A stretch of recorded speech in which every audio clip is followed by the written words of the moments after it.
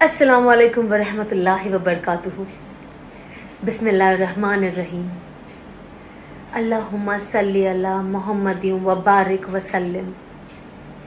अल्लाह पाक का शुक्र, एहसान और इनाम हुआ कि अल्लाह पाक ने हमें माह मुबारक रमज़ान मुबारक के अंदर दाखिल फरमाया और रहमत के अशरे से हमें आसानी से गुजार दिया। अल्लाह की रहमतें हम पर और पूरी उम्मत पर नाजिल हो। अल्लाह पाक हमारी टूटी फूटी इबादतें जो इसमें हमने की उसे कबूल अता फरमाए और अल्हम्दुलिल्लाह अभी हम मग़फ़िरत के अशरे से गुज़र रहे हैं, जिसके ऑलमोस्ट 5-6 रोज़ होने आए हैं और आगे जो आने वाला आखिरी अशरा, आखिरी जो 10 दिन है, वो जहन्नम की आग से आज़ादी का वक्त है। अल्लाह पाक हम सबको जहन्नम की आग से आज़ाद फरमाए। अल्लाहुम्मा अजिरना मिनन नार, अल्लाहुम्मा अजिरना मिनन नार। जितना हो सके इसे पढ़े। मग़फ़िरत के अशरे में अल्लाह पाक पूरी मग़फ़िरत की पूरी उम्मत की मग़फ़िरत फरमाए, हमारे जितने मरहूम हैं उनकी मग़फ़िरत फरमाए, हमारे साथ आफ़ियत के मामले फरमाए। असल दोस्तों, बात ये है कि हर साल में एक बार कोई ना कोई इवेंट होते हैं। मतलब मैं कोई इतनी पढ़ी लिखी नहीं हूँ दीन के लिए, ये क्योंकि जो तालीम हो रही, जो हम एक दूसरे को चीज़ें शेयर करते हैं, बातें करते हैं, ये इसलिए कि हम दोनों अब हम सब एक दूसरे की इस्लाह कर ले, हमारी ज़िंदगी ऐसी बन जाए और हम अल्लाह और उसके हुक्मों के पे चलने वाले बन जाए और हुजूर पाक सल्लल्लाहु अलैहि वसल्लम के सुन्नतों को फॉलो करने वाले बन जाए।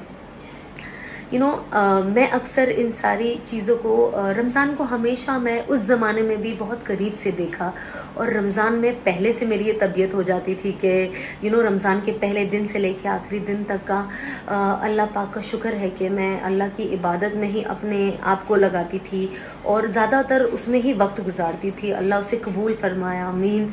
और रमज़ान के इसी माह मुबारक महीना पिछले साल में अल्लाह पाक ने मेरे दिल के उसको आबाद किया और मुझे हिदायत से नवाजा। ये जो महीना है ना, हिदायत का महीना है, ये महीना दावत का महीना है, ये महीना लोगों के साथ खैर खाई का खैर करने का महीना है। आज की तारीख में सिर्फ हमारी उम्मत नहीं, पूरी इंसानियत परेशान है और जो इंसानियत है ना, हर जितने भी इंसान है अल्लाह के बंदे, तो अल्लाह से हम रहम की भीख मांगे, शिफा की भीख मांगे और अल्लाह पाक को कहे कि सारे लोगों के ऊपर आसानी फरमाए, आफियत करे। तो रमज़ान जो है ना, हिदायत का महीना है। जितने भी नबी आए हैं, जितनी भी किताबें थी, तौरात, इंजील, ज़बूर और जो भी आसमानी किताबें थी, सब रमज़ान में नाजिल हुई और आखिर में हमें हमारे और आपके आका मोहम्मद रसूलुल्लाह सल्लल्लाहु अलैहि वसल्लम तशरीफ़ लाए तो कुरान मजीद भी रमज़ान में उतरा, 20 रमज़ान में उतरा और जितनी भी बड़ी चीज़ पेश आई वो ज़्यादातर रमज़ान में रही है। तो ये महीना पता चला कि बहुत बरकतों वाला है। तो रमज़ान का जो मतलब है, मैंने अपने शौहर से पता किया तो पता चला कि जब आप उसे उर्दू के अंदर अरबी का ये है कि जल जाना, रमज़ान जल जाना, रमज़ान जल जाने का नाम है। तो इसके अंदर जिस्म के अंदर रोज़े की एक शिद्दत होती है और रोज़े का नाम है कि कि पेट का खाली रहना, प्यासा रहना। वो सिर्फ रोज़ा नहीं है। ऐसे बहुत से लोग रहते हैं जो खाते नहीं है, पीते नहीं है, पर उससे कुछ हासिल नहीं होता। रमज़ान हमें ना ज़िंदगी गुजारने का तरीका सिखाता है, रोज़ाना ज़िंदगी हमारी कैसी होनी चाहिए और रोज़े से हमारे अंदर ना तकवा पैदा होता है और अल्लाह का ताल्लुक़ पैदा हो जाता है, इबादतों का शौक़ पैदा हो जाता है, सुन्नतों पे चलने वाली ज़िंदगी बन जाए, लोगों के साथ अच्छी सलूक, अच्छा अखलाक हमारे अंदर आ जाए कि हम लोगों के साथ अच्छे से रहे और हम चाहते हैं कि हमारी थ्रू आउट द ईयर भी ज़िंदगी वैसी ही रहे जैसे हमारी रमज़ान में रहती है। क्योंकि रमज़ान के महीने के अंदर कहते हैं अल्लाह पाक एक भट्टी बनाता है, जहाँ तक मैंने सुना है। और ये ऐसा है कि जब ये भट्टी ऐसा बनाता है कि जब पूरे दिन की जो भूख, प्यास, शिद्दत जो होती है और इबादत जो होती है, सदका, खैरात जो भी हम करते हैं, जो पूरा माहौल बनता है, जो लोगों के साथ हुस्न अखलाक का माहौल होता है, जिसमें एक आग लगी होती है कि बर्दाश्त करना। इस्लाम हमें बर्दाश्त करना सिखाता है, माफ़ करना सिखाता है और लोगों के साथ खैर खाई करो और रोज़े की वजह से प्यास और भूख की शिद्दत, पेट के मादे का खाली होना, उससे एक आग लगती है हमारे जिस्म में। तो अल्लाह पाक उस आग में शाम के वक्त हमारे सारे साल के गुनाह डालता है उस भट्टी में, और अल्हम्दुलिल्लाह उसे जलाता है और हमें पाक साफ नवे कर देता है। तो इससे हमें पता चलता है कि रमज़ान पाक अल्लाह ने हमारी हिदायत के लिए भेजा है। पता नहीं अभी हमें अगले साल रमज़ान मिलता है या नहीं। अभी जैसे हमारे कितने साथी थे जो पिछले साल थे रमज़ान में, पर ये साल हमारे साथ नहीं है। अब हमें नहीं पता अगले साल वो भी हमारे साथ वो लोग रहे या ना रहे, हम खुद रहे या ना रहे। तो हमें अल्लाह से भलाई मांगनी चाहिए हमारे लिए, और रमज़ान के इस माहौल को बाकी रखने के लिए हमें वही अमाल करना है कि रमज़ान में हमने देखा है कि कितनी बरकतें हो जाती है, सुकून हो जाता है, क्योंकि हम गुनाहों से प्यासे, बहुत सारे ऐसे गुनाह जो अल्हम्दुलिल्लाह हम रमज़ान में छोड़ देते हैं।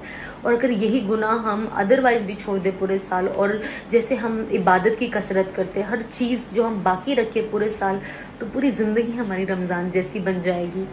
मैंने मेरे शौहर से सुना है कि एक बुजुर्ग कहते थे कि ज़िंदगी ऐसे गुजारो जैसे रमज़ान, तो मौत ऐसे आएगी जैसे ईद का चांद। ईद का दिन हर एक को खुशी होती है, बच्चा बूढ़ा हर कोई खुशी मना रहा होता है कि ईद आ गई, ईद आ गई। तो ज़िंदगी ऐसे गुजारनी चाहिए कि रमज़ान जैसी और रमज़ान मुबारक जैसी हो। तो मैं इसीलिए इस रमज़ान मुबारक को इतनी अहमियत हम सबको देना है। बट मैं, ठीक है, मेरी हिदायत का ज़रिया रमज़ान बना है और मैंने इसको बाकी रखा, और मैंने पिछले साल ये अहद और फैसला किया था कि अब मैं अल्लाह की इताअत करूँगी और सही राह पे चलूँगी। और अल्लाह ने ऐसी मदद मेरी फरमाई, ऐसी मदद फरमाई कि जैसे रमज़ान में मेरे साथ होती है, वैसे अल्हम्दुलिल्लाह मेरा पूरा साल गुजर गया, और अल्हम्दुलिल्लाह अभी भी गुजर रहा है। अल्लाह पाक ने मेरे साथ खैर खाई का मामला फरमाया। आप सबसे दरख्वास्त करती हूँ कि आप मेरे लिए भी दुआ फरमाएं, मेरे घर वालों के लिए करें, पूरी दुनिया के लिए करें, पूरी उम्मत के लिए करें।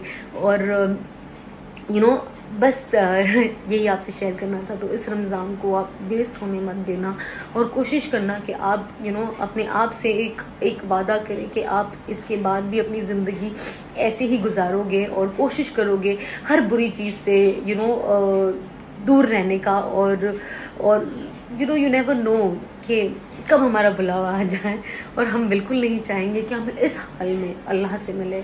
तो बस कोशिश करें, एक दूसरे के लिए दुआ करें। आज के जो हालात है इस दुनिया में अपनी बहुत टफ है। सो ऑफ कोर्स उम्मत के लिए दुआ करें, इंसानियत के लिए दुआ करें, अपने मुल्क के लिए दुआ करें, पूरी दुनिया के लिए दुआ करें। जज़ाकल्लाह।